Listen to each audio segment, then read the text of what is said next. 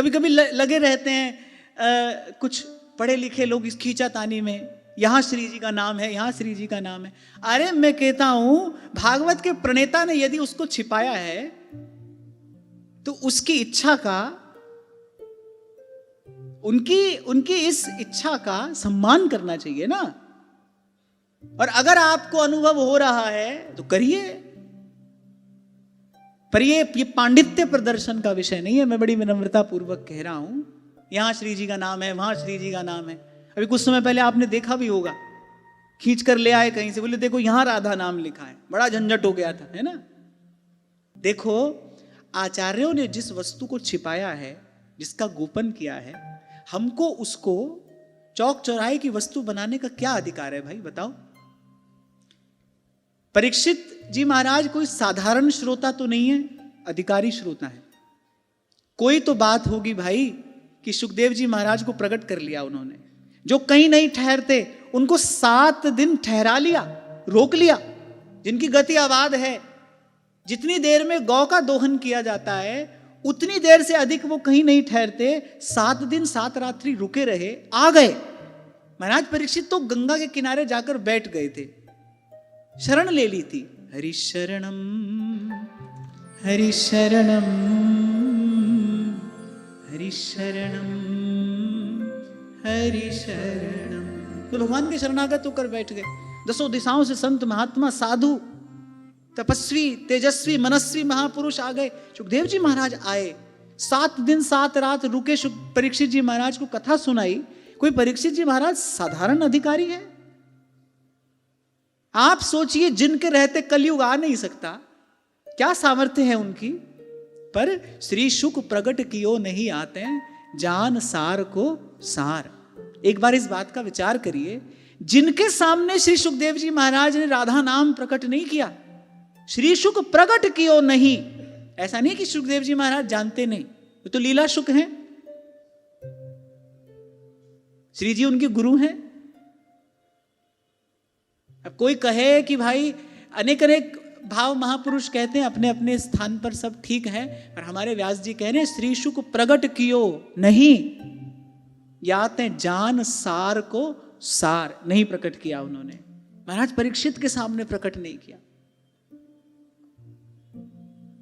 अब उसको ऐसे गले में डाल डाल के घूमना हमको तो भाई ठीक नहीं लगता।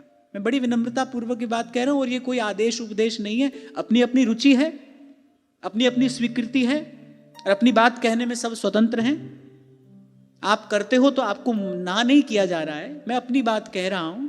यद्यपि ठीक है, यहां से अपनी बात कहने का अधिकार नहीं है, फिर भी प्रसंग उपस्थित हुआ है, हमको थोड़ा कम ठीक लगता है।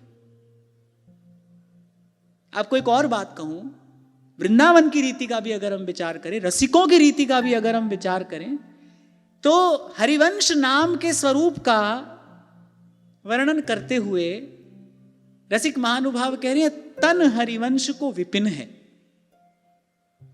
इस हरिवंश चतुष्टय में 4 तत्व हैं, हरि, राधा, वृंदावन और सहचरी।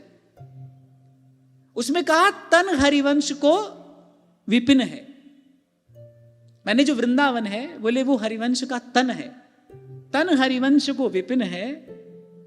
मन हरिवंश जो लाल, वो लाल जी मन है। सकल सो इंद्री सखीगण, सहचरियां जो हैं बोले वो इंद्रियां हैं, और प्राण आत्मा बाल, और बोले प्रिया जी जो हैं वो इसकी आत्मा है। आत्मा कभी भी प्रकट होती है? आत्मा तो गुप्त ही रहती है।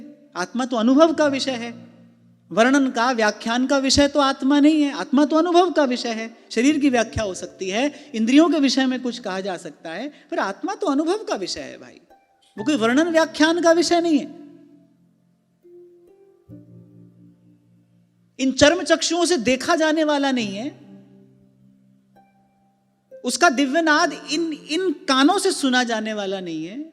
इसीलिए उसको अवांग मनसा गोचर कहा गया है। कालातीत, मायातीत, गुणातीत, इंद्रियातीत, वो जो आत्मा है तो ऐसा ही तो है।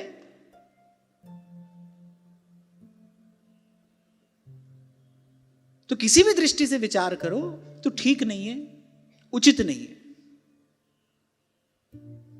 कम से कम हमको नहीं करना चाहिए। जब हमको हमारे रसिक महानुभावों ने ये सब बात समझा दी है बताया है हमको, हम किसका भजन कर रहे हैं, किस तत्व का भजन कर रहे हैं, उसकी महिमा, उसकी गरिमा क्या है, हमको ऐसा नहीं करना चाहिए। अरे एक बात सोचो, भगवान वेद व्यास भागवत के प्रणेता हैं, वो अगर छिपा रहे हैं, आप उनसे बड़े विद्वान हो, क्या आवश्यकता है इसकी। और जो तत्व अनुभव का है वो अनुभव का ही रहेगा। कोई इतना ही कोई सिद्ध क्यों ना हो जाए, इन आंखों से आत्मा को देख नहीं सकता, वो तो एक स्थिति में जाकर उसका अनुभव ही करेगा, क्योंकि अनुभव रूपम। तो आज प्रसंग उपस्थित हुआ तो मैंने कह दिया कि हमको तो भाई ये कम ठीक लगता है, और इसलिए आज के बाद कभी कभी कोई भाव में ले आता है ना हमको भी पहनाने के लिए, आज के बाद हम पर कृपा करें, हमारे साथ ऐसा ना करें। कोई भाव से लेकर आए, अब क्या है ना, भाव से कोई लेकर खड़ा है, सामने श्री जी का नाम लिखा है, तो अस्वीकार करने में भी संकोच है। तो आप हमको कृपा करके ऐसी संकोच की स्थिति में ना डालें।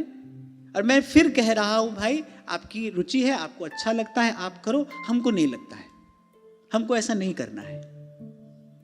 इसलिए मैंने कहा मेरा कोई ऐसा आदेश नहीं है, वो मैं कभी भी नहीं देता। आपको करना है आप खूब करिए, हमको नहीं करना है।